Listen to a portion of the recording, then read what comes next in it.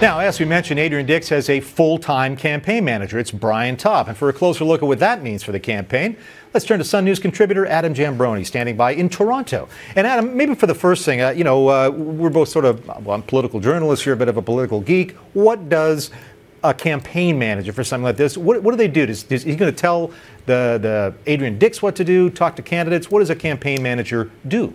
Well, basically, the campaign manager oversees the entire campaign. The leader is out there talking to people. Obviously, the leader has to approve both what the ideas are going to be, roughly how the campaign's going to go. The leader is briefed on it. The campaign manager and leader will talk on a very regular basis, perhaps not every day, although usually every day during a campaign. And of course, right now in the lead up to a campaign, the leader and the campaign manager, along with what they usually have, election planning committee, a group of people that the leader and the party trusts, craft the campaign, make the decisions what the campaign is going to look like, and then the campaign manager oversees the implementation of that strategy and plan. And as we heard from Richard Zussman's report, before Brian signed on full time, he did have a reputation within the party, certainly nationally, as a pretty shrewd campaigner, pretty shrewd strategist. And I assume that's the rep that he's bringing to BC.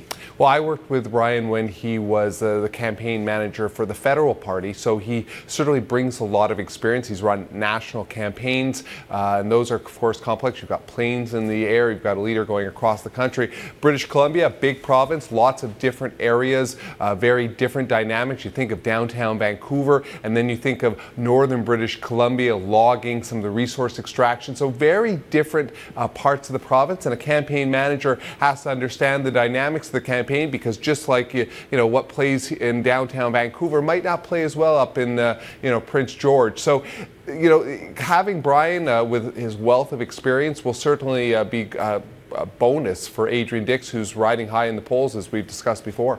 If I'm the BC Liberals, I think there may be a little opportunity to take some digs at the BC NDP along this line, being that Brian has been so identified with the federal party that you can say, aha, well, who really runs the BC NDP? Is it run from Ottawa and the big brother federal party, or is Adrian Dix his own man?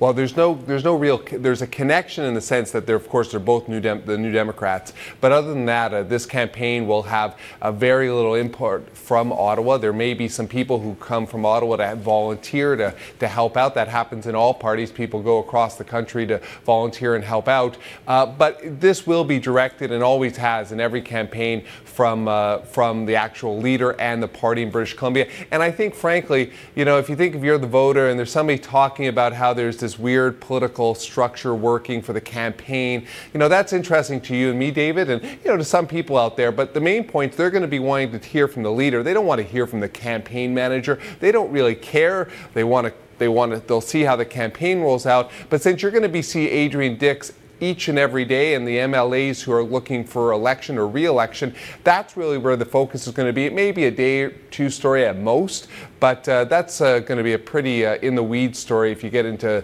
the dynamics of how the one party runs the campaign, as long as things are basically going okay. I mean, the other, just to pick at this a little bit more, is, of course, Brian Topp was the architect, or he said he was, along with Jack Layton, the architect of the Sherbrooke Declaration, and that is the federal NDP idea that 50% plus one is enough in a Quebec referendum to have Quebec leave Confederation.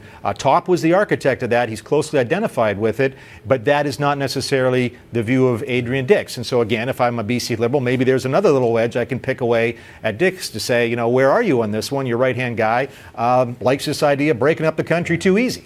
Well, I'm not sure. I know it's been said, but I know about the Sherbrooke Declaration. I was the president at the time when that was being worked on, and that came a lot from the Quebec section of the NDP. Sure, there's the federal party, it's a national party, so it worked on it, but that really was a product of a group in Quebec.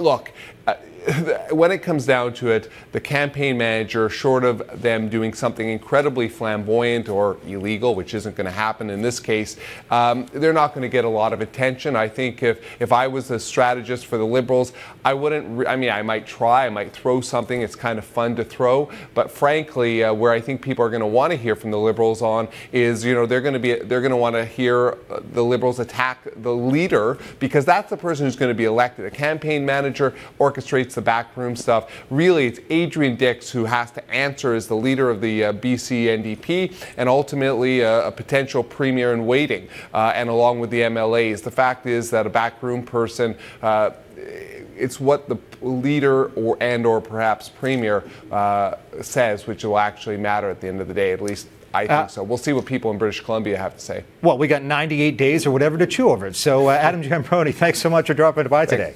My pleasure. I look forward to talking more about BC. All right.